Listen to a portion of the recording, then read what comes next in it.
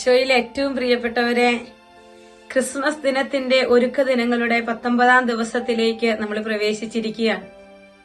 ഏറ്റവും അടുത്ത ആഴ്ചയിലേക്ക് കർത്താവ് നമ്മുടെ ജീവിതത്തോട് പല വചനങ്ങളിലൂടെ, ജീവിത സാഹചര്യങ്ങളിലൂടെ, അർപ്പിക്കപ്പെടുന്ന വിശുദ്ധ ബലിയിലൂടെയെല്ലാം നമ്മുടെ ജീവിതത്തോട് ഇടപെടുന്നതിനെ ഓർത്ത് നമുക്ക് ദൈവത്തിന് നന്ദി പറയാം.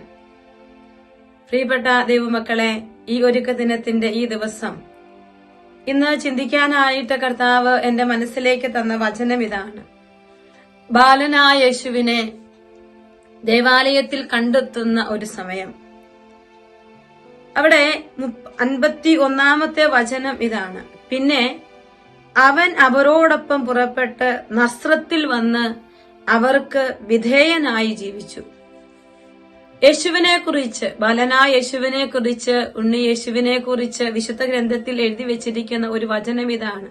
അവൻ അവർക്ക് വിധേയനായി ജീവിച്ചു. പ്രിയപ്പെട്ട ദൈവമക്കളെ, ഈശോയുടെ ജനന തിരുനാളിന് വേണ്ടി ഒരുങ്ങുമ്പോൾ ദൈവഹിതത്തിന് വിധേയപ്പെട്ട ഒരു ഈശോയെയാണ് പുൽത്തൊഴുത്തിൽ നമ്മൾ കാണുക. സ്വർഗപിതാവിന്റെ ഇഷ്ടം ഇതാണെന്ന് തിരിച്ചറിഞ്ഞ് ആ ഇഷ്ടത്തോട് ഏറ്റവും തന്നെ സമർപ്പിച്ചുകൊണ്ട് എല്ലാവിധ സൗഭാഗ്യങ്ങളും വെടിഞ്ഞ് ഈ ഭൂമിയിലേക്ക് നമുക്കായി അവതരിച്ച ഈശോ, അവന്റെ വിധേയത്വം അതാ കുരിശുമരണത്തോളം എത്തി നിൽക്കുകയാണ്. അതാണ് നമ്മളിവിടെ കാണുക. മനുഷ്യരായ പരിശുദ്ധ അമ്മയുടെയും യോസേപ്പ് പിതാവിന്റെയും മുൻപിൽ ദൈവത്വത്തിന്റെ പൂർണ്ണതയും മനുഷ്യത്വത്തിന്റെ പൂർണ്ണതയുമായി ഈശോ വിധേയപ്പെട്ട് ജീവിക്കുകയാണ്. നമ്മുടെയൊക്കെ ജീവിതത്തിന്റെ സാഹചര്യങ്ങളിൽ അനേക തലങ്ങളിൽ വിധേയപ്പെടേണ്ടവരാണ് ഞാനും നിങ്ങളും ഒക്കെ.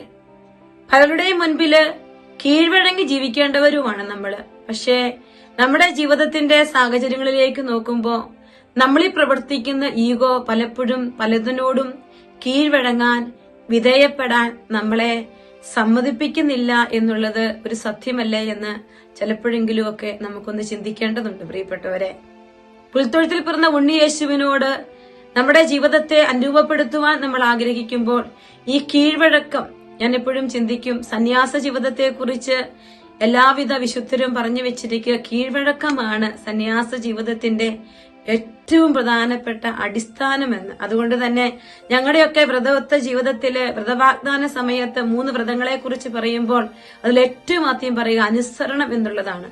കീഴ്വഴക്കം, ഇച്ഛാശക്തികളെ, നമ്മുടെ മനസ്സിന്റെ ഇഷ്ടങ്ങളെ, താല്പര്യങ്ങളെ അനുസരണത്തിന് വിധേയമാക്കുമ്പോഴാണ് അവിടെയൊക്കെ ഈശോ നമ്മുടെ ജീവിതത്തിൽ ജനിക്കപ്പെടുകയുള്ളൂ. പ്രിയപ്പെട്ടവരെ, ഒരുപക്ഷെ ഒരു കുടുംബ ജീവിതത്തിൽ ഭർത്താവിന്റെ ഇഷ്ടങ്ങളോട് അനുനയപ്പെടാൻ പാടുപെടുന്ന ഒരു ഭാര്യയാണ് നീയെങ്കിൽ, ഭാര്യയുടെ ഇഷ്ടങ്ങളോട് നിന്റെ ഇഷ്ടങ്ങളെ ചേർത്ത് വെക്കാൻ പറ്റാതെ ഭാരപ്പെടുന്ന ഒരു ഭർത്താവാണ് നീയെങ്കിൽ, ഇന്ന് ഇതാ വചനം നമ്മോട് പറയുകയാണ്, അവൻ അവർക്ക് വിധേയനായി ജീവിച്ചു.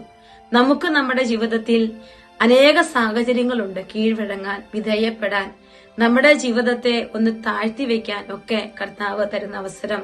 തന്നെത്താൻ താഴ്ത്തുന്ന ഉയർത്തപ്പെടുമെന്ന് വചനം പറഞ്ഞു വെക്കുകയാണ്. പലപ്പോഴും എവിടെയും ഉയർത്തപ്പെടാൻ, ഉയർന്നു നിൽക്കാൻ ആഗ്രഹിക്കുന്ന നമ്മുടെ മനസ്സിന്റെ കൊതികളെ ഈശോയുടെ പരിശുദ്ധമായ സ്നേഹത്തോടും അവന്റെ പുൽക്കൂട്ടിലെ എളിമപ്പെടലോടും ചേർത്ത് വെച്ചുകൊണ്ട് നമുക്കിന്ന് പ്രാർത്ഥിക്കാം. ഈശോയെ, ഒത്തിരി വിധേയപ്പെട്ട് ജീവിക്കാനുള്ള വലിയൊരു കൃപ നീ എനിക്ക് തരണമേ എന്ന് നമുക്ക് ഈശോയോട് പ്രാർത്ഥിക്കാം. അതിനായി ഈശോ നമ്മളെ ഓരോരുത്തരെയും അനുഗ്രഹിക്കട്ടെ. ഈശോ മിശിഹായിക്ക് സ്തുതിയായിരിക്കട്ടെ.